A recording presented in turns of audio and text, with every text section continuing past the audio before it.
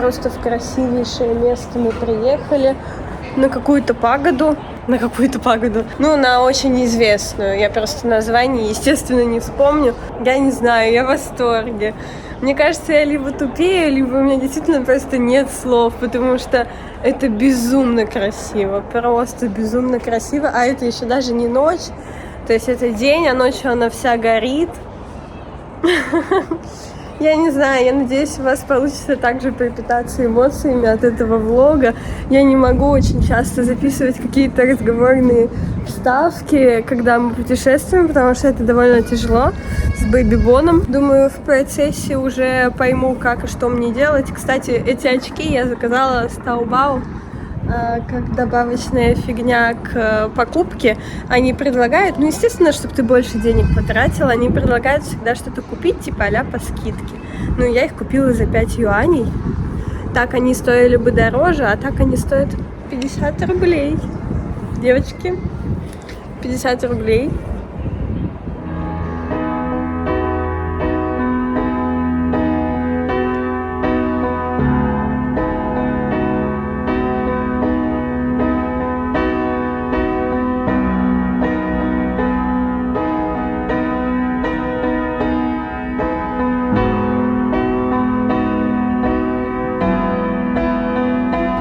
Билет, кстати, сюда, в эту красоту, стоит 50 юаней на взрослого человека. Конечно, если бы вход был бесплатный, я бы ходила сюда каждый день.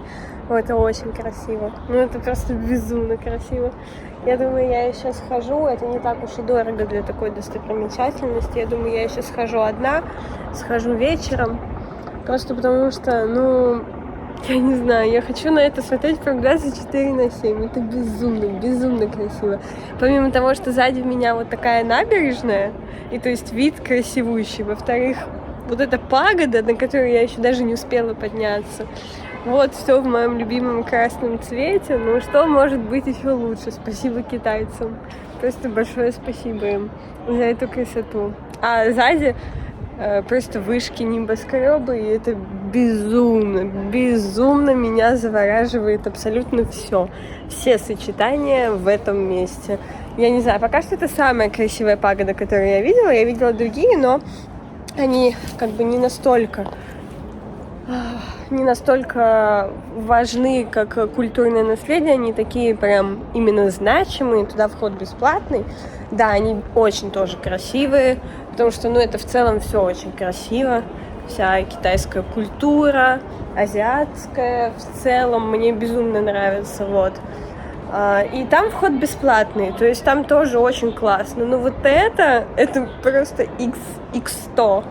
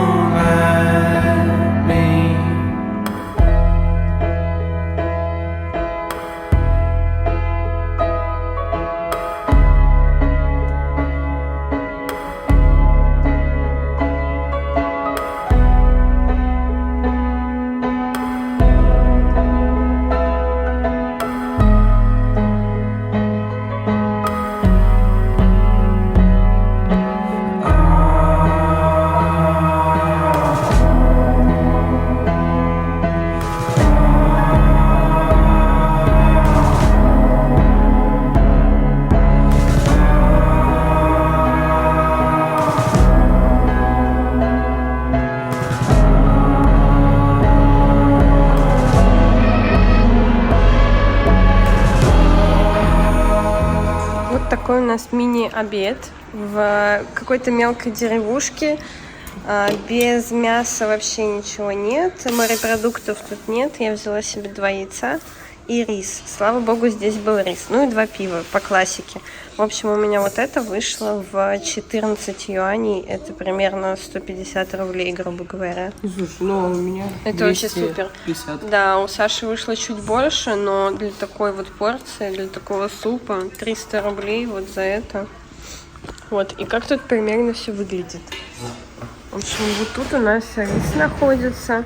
Вы подходите, его себе достаете. Вот тут обработанные чистые уже тарелки, приборы в машинке. Не очень миленько, прикольно.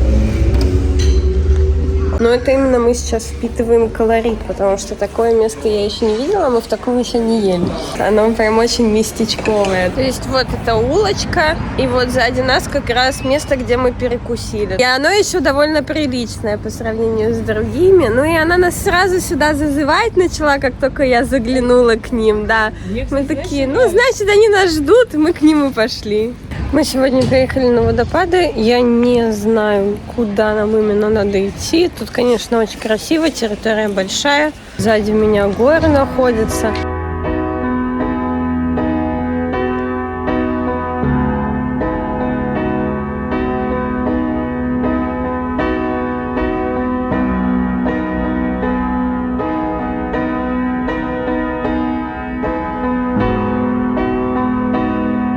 Вот такая тут красота. Очень мило. Водопадов, правда, особо не видно, но я когда проходила, женщина меня предупредила, что типа водопады иногда сильные, иногда слабые. И вот сейчас, видимо, они слабые.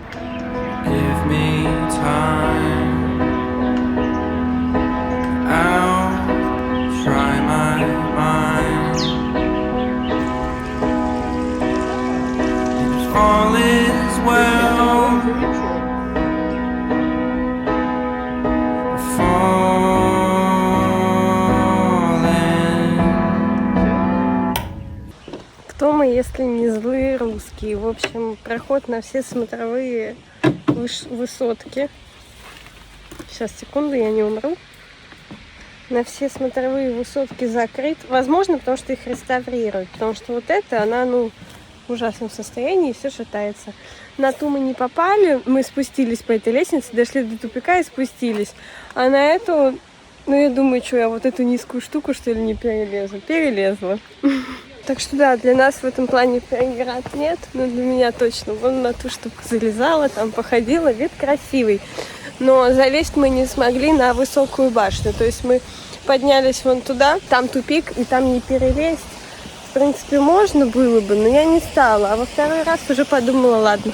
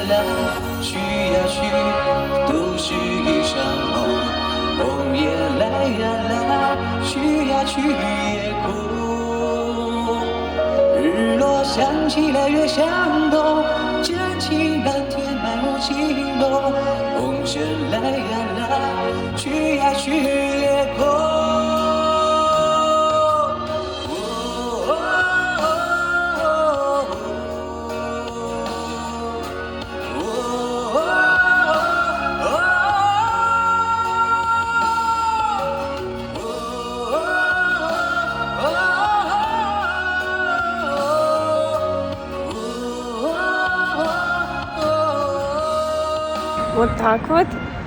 Красота такая, гуляю. В общем, очень мне все нравится. Я не знаю даже, о каких минусах могу сказать. Как минимум, главный минус, который я сейчас могу вспомнить, это то, что все туалеты с дырками. Все. И как только мы приземлились в аэропорту, я захожу в туалет, моментально вспоминаю об этом приколе, выхожу, говорю: Саш, ты сейчас охуеешь. Она говорит: ну что там? Я говорю: иди. Она выходит такая: действительно, я поняла, о чем ты. То есть ухоженные рестораны, еще что-то, там везде могут быть не какие-то обычные туалеты, к которым мы привыкли. Ну, спасибо, что дома дырку не поставили, вот так вот.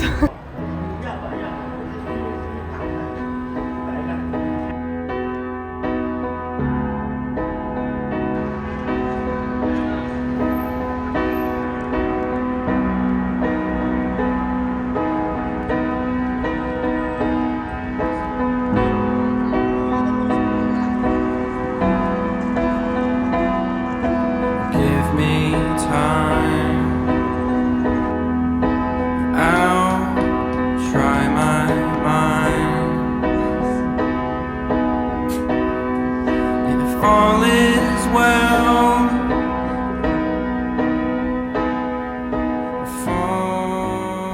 Вот такую милую кафешку я сегодня посетила.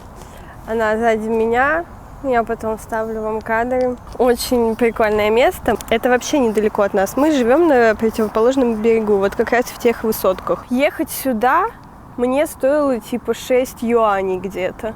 Это в районе 60 рублей. Доехала минут за 10 максимум, то есть по факту просто выехала из тех домов по этому мосту. И вот очутилась здесь, называется это как-то типа бич-кафе. Очень тихо, очень спокойно. Я даже переживала, что они еще не работают, потому что часто такое. Я приезжаю куда-то, а они типа с 5 открываются. Я взяла себе десерт, на удивление не сладкий, но он был замороженный, поэтому я его поела немного не в очень... шикарном виде. Кофе шикарный. Кофе был просто потрясающий. За все это я заплатила 44 юаня. Для Китая это не так дешево, но вообще в целом, то есть 400-500 рублей, да. Для кафешки на берегу очень даже нормальная стоимость. Плюс-минус как питерская. Хотя нет, даже нет, дешевле 100%. В Питере было бы намного дороже. Очень умиротворенно, очень тихо. Людей почти нет. Сейчас я погуляю еще по частному сектору, просто пройдусь, посмотрю, потому что это, конечно, колоритно. Это не то, где мы живем. Вот, очень милая обычная кафешка из контейнеров. Очень легко, быстро делается на скорую руку, а выглядит всегда презентабельно. Вот как у нас на учебе было такое задание, что-то подобное построить. Жалко только, что второй этаж был закрыт почему-то, потому что я изначально хотела на нем покушать. Вот, то есть, о чем я говорила. Сзади меня как раз все эти поля. Кто-то тут что-то выращивает. Видимо, это участки вот людей, которые живут сзади, потому что там домики такие маленькие. Они невысокие довольно и очень хаотично понастроены. Вот это выглядит намного милее по сравнению с тем. Это, конечно, именно другая часть Китая, которую тоже интересно посмотреть. Не самая плохая, то есть это не выглядит как какие-то бараки. Ну и при этом я так сейчас хожу, смотрю. Может быть, внешний вид такой, определенный, но не так все плохо в том плане, что много у кого тут стоят машины, у кого-то действительно прям хорошенькие машины. Возможно, они и не сильно бедствуют, но... А сейчас пахнет навозом. Ну, я прям в деревне. Хорошо, что меня еще не обули, не раздели. Не нагрели на бабки, как белую, потому что тут, конечно, на меня смотрят, еще сильнее, чем в туристических местах. Хотя куда может быть сильнее? Сейчас петуха покажу. Я нагулялась. Тут один мужик у меня спрашивал, зачем я фотки делаю. И хорошо, что он хотя бы английский знает. Не сильно, но нормально. То есть я смогла с ним поговорить. Потому что, конечно, 0 проблем мне хочется тут иметь. Поэтому я у него спрашиваю, а мне нельзя? Он говорит, нет, вы можете. А зачем? Я говорю, просто для себя, я турист, ла-ла-ла. Вот, я говорю, что я вот тут в кафе была, и сейчас гуляю. Он говорит, вы знаете, где кафе? То есть он не понял, что я уже там была. Я говорю, да-да-да, я вот была, и сейчас я гуляю. Было видно, что ему просто, во-первых, интересно, во-вторых, он подумал, что я заблудилась. Он говорит, я могу вас подвезти. Я ему улыбаюсь, говорю, спасибо большое, но я думаю, это небезопасно.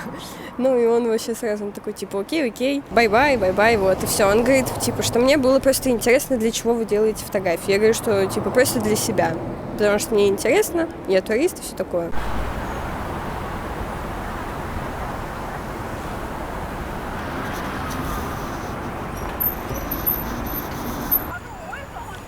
Вот такие сумасшедшие очереди из мопедов. Все передвигаются на мопедах. Они даже детей возят на мопедах совершенно спокойно. Без всяких кресел, еще чего-то, просто сажают спереди и все.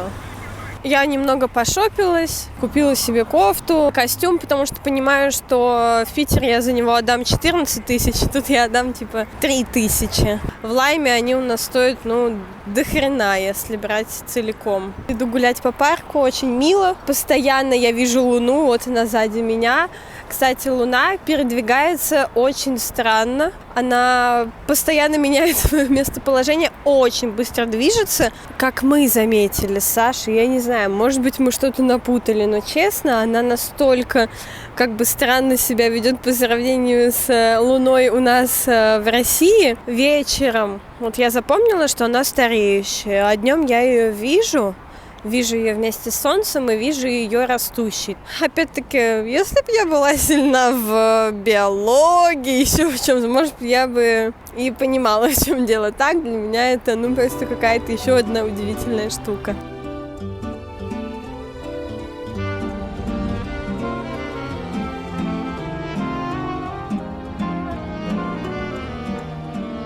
В общем, что я хочу сказать, какие взгляды я немного поменяла, взгляды на еду.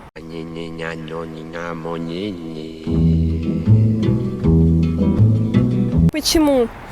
В Питере, и вообще в обычной жизни в России, неважно, куда я езжу, я могу очень мало есть. Я обожаю вкусно поесть, без проблем. Вообще, я могу умять такую порцию, что для моего желудка уменьшенного будет, прям катастрофически большой порцией. Но я не ем мясо. Тут вот мы попадаем в очень интересную ситуацию, потому что все мясное. Абсолютно все. И если можно сказать, что Азия, Китай, много морепродуктов, да. Но они не везде абсолютно. Нет такого, что в основном морепродукты. Нет. Вот что мне нравится во всех даже а-ля китайских забегаловках в Питере. Я всегда могу заказать удон с овощами. Мне больше ничего не надо. Пожалуйста, просто дайте мне удон с овощами. То есть я хочу получить гигантский процент углеводов. Я обожаю все углеводные блюда. Это просто не отнять. Тут такого нет. И то есть даже если спросить а можно это приготовить, но просто не положить мясо. Не всегда они это могут сделать, потому что у них вот как-то так считается, что раз в меню так, то мы по-другому не можем, грубо говоря. Сейчас вот я зашла в забегаловку, там все готовится на огне, вот эти горячие горшочки, вот все такое. Я заплатила за еду 28 юаней, в районе 300 рублей. В общем, я взяла пиво, я взяла обычную тарелку риса, просто постный рис, без всего. И гигантскую тарелку мне принесли вот этих стручковых бобов. Для меня еда стала не чем-то таким, что ты ешь в удовольствие. Я всегда только так ем. То есть если у меня нет возможности поесть себе в удовольствие, я могу не есть. То есть мне главное вкусно. Тут не так. Я понимаю, что я сейчас зайду, да, это постный рис, да, это просто фасоль, но я должна поесть, потому что я просто должна дать топливо своему организму. Уже довольно темно. Темнеет тут в районе 17, по крайней мере, зимой. Нам повезло с городом в какой-то степени, потому что, как я поняла, когда я еще читала, вот буквально в день вылета, когда мы поняли, что мы в другом городе будем жить, я быстренько что-то загуглила про него, смотрю, выглядит красиво, действительно так. То есть, по факту, это какая-то провинция. И мне очень больно смотреть на это, потому что для сравнения это даже, это не Пекин, это не Шанхай, это город, о котором я даже не слышала. То есть, это провинция какая-то, настолько крутая. Я говорю, тут, например, находится 3-я по величине во всем мире колесо обозрения. Тут есть какой-то парк с птичками, который признан ЮНЕСКО каким-то супер крутым парком. Короче, мне обидно с точки зрения того, что хотелось бы, чтобы у нас какие-то такие города, не особо большие, были настолько круто развиты. То есть для провинции, я не знаю, это просто шикарный город. Нам повезло с городом в плане погоды, потому что я читала, что он курортный. Для сравнения, сейчас тут заканчиваются эти теплые деньки. У нас скоро будет плюс 12, и плюс 12, плюс 8 тут довольно холодно, и дома вообще можно с ума сойти. Но нам повезло, то есть было плюс 22, сегодня было плюс 23. И эти плюс 23, я не знаю, насколько они ощущаются, потому что меня пекло так на солнце, что я думала, я сойду с ума. Вечерком уже довольно прохладно, то есть я в своем шерстяном свитере сейчас чувствую себя комфортно. Но для сравнения, в Шанхае сейчас в районе 8, может быть, градусов, типа того. И эти 8, они довольно холодные. Поэтому, да, в плане погоды, так, естественно, не во всем Китае. В Питере сейчас вообще слякоть и, наверное, снег, поэтому я не жалуюсь. Просто стараюсь быть объективной и показывать и плюсы, и минусы, потому что все-таки я тут не на 5-7 дней, а на целый месяц. То есть можно прочувствовать, не как именно постоянный житель города, но, тем не менее, довольно неплохо. Только что вышла из кофейни, делюсь впечатлениями и эмоциями прямо в моменте. Мне кажется, в таких вещах, как искусство, язык не нужен. Безусловно, было бы круче, если бы я все понимала, могла бы прочитать, услышать. Но это настолько было спонтанно, я даже не представляла, что у нас рядом есть эта милая кафешка. Владельцы — это молодая пара, они занимаются фотографией, мужчина, который готовил там кофе, еще и фотограф. Параллельно внутри находится выставка его фотографий. Кафе сделано максимально со вкусом, внутри есть проектор, на котором крутится видеоролик о том, как создавалась эта выставка, видимо, с какими-то его мыслями. Этого я не поняла, но когда я смотрела этот ролик, я поплакала. Там стоял столик с водой и салфетками, я думаю, спасибо, вы точно знали, что я приду.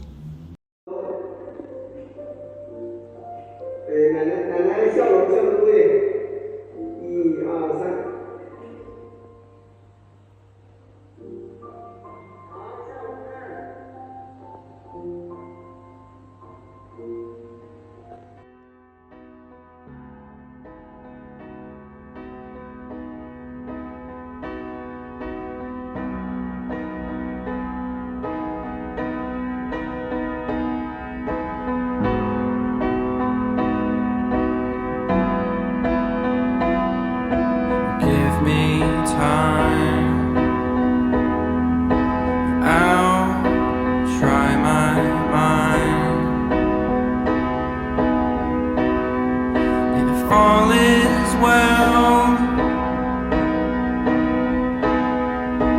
Falling.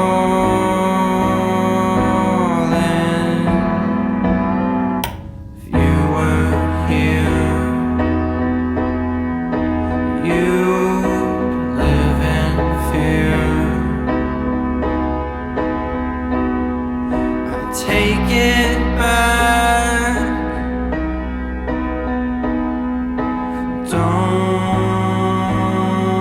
Какое-то очень прикольное я место нашла. Оно такое а-ля наших там винзаводов и всего такого. И оно потихоньку открывается. То есть тут еще много что не обустроено. Но выглядит все очень стилево. Тут все всегда фоткаются, ходят такие супер модники. Вот. Но я немного расстроена. Почему? Потому что я хочу кушать. Не знаю, тут все вокруг меня постоянно фоткаются. Кто-то с профессиональными фотографами, какая-то команда. Кто-то вот типа парень и девушка, просто там парни, компания. Все фоткаются. Если сначала мне показалось, что для себя, то потом мне показалось, что они отфоткивают всякую одежду для магазинов. Вот, потому что типа место стилевое, и вот они фоткаются. Мне так кажется. Возвращаясь к нашим баранам, еда. Я поела, у меня нет сил, я не наелась, хотя вроде бы в меня уже не лезет ничего, но я понимаю, что я голодная по факту. Все закрыто было, я попала в эту удивительную пересменку, когда они открываются типа с 5.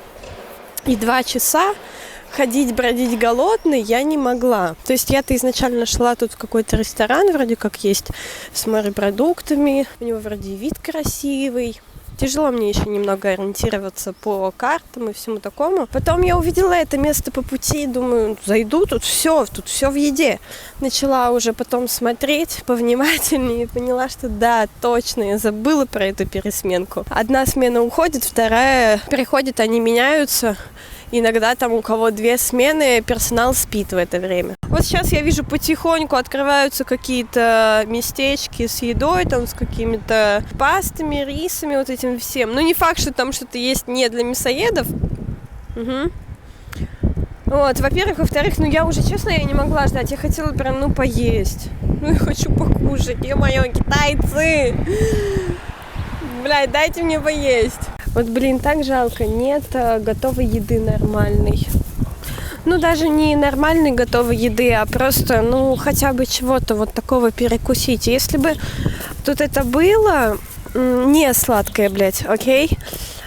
Потому что сейчас этот магазин тоже половина сладости, фрукты есть какие-то, да, на которые у меня аллергия, спасибо. Какие-то мясные вырезки, из чего я могу только взять себе перекусить типа чокопай. Я сейчас такие перекусы делаю, потому что это самая сытная сладость, которую я могу найти на прилавке. Жалко нет там, ну вот, грубо говоря, да, Япония. Онигири могут быть на каждом шагу. В каких-то супермаркетах, еще где-то. Я это без проблем съем. Да я такая счастливая буду, мне ничего не надо. Вот таких вот пару онигири в день я могу дотерпеть. Я могу дотерпеть спокойно, где-то уже нормально перекусить. Я к этому привыкла. Но чтобы вообще ничего не было, вот это, к этому я, не привыкла. Смотри. Оп. Оба. Кысь. Кысь. Съела тебя, мама. Ножик съели. О, нет. Мы сейчас зашли вот впервые в какой-то такой именно дорогой ресторан. И по меркам Китая, тем более, вот. И по нашим меркам, ну, нормальный такой ресторан. Будем есть рыбу, пить красное вино, отдыхать. Вот, нам сразу, как я поняла, потом сначала все, естественно, сошли с ума от Софы, все начали сразу бегать. Мужчина, который нас встречал и провожал до столика, он смеялся, отгонял санток, которые приставали к Софе. Вот. Мы все посмеялись, пошли дальше выбирать еду. Вот это, конечно, для меня отдельная проблема, сейчас расскажу почему. И в процессе я поняла, что к нам, видимо, подошла то ли хозяйка заведения, то ли менеджер заведения. Такая модная женщина на каблучках, в пиджачке, деловая. И вот она начала нас обслуживать, рассказывать, что как где. Мы выбрали рыбу большую, там 3 килограмма. Вот я про это и говорю. То есть мы с Сашей сразу решили, что мы поделим эту рыбу, потому что, ну, куда мне такая порция? А маленького ничего нет. Рыба стоила где-то 168 юаней, это типа 1700-800. А вино чуть дороже, в районе 2000 рублей. И мы еще попросили порцию риса и лапши, потому готовых блюд, которые мне бы подходили, нет вообще тут таких. И мы у них узнали, есть ли отдельно. Раза с 5-го нам сказали, что да, есть, мы можем это взять. Уже принесли вино, бокалы, вот потом менеджер принесла нам мандаринки. Сейчас будем пробовать. Вот, менеджер принесла такую красоту. Нам поставила, спросила, где бэйби. Я сказала, что in the toilet. Ну, здорово! Тебе нравится?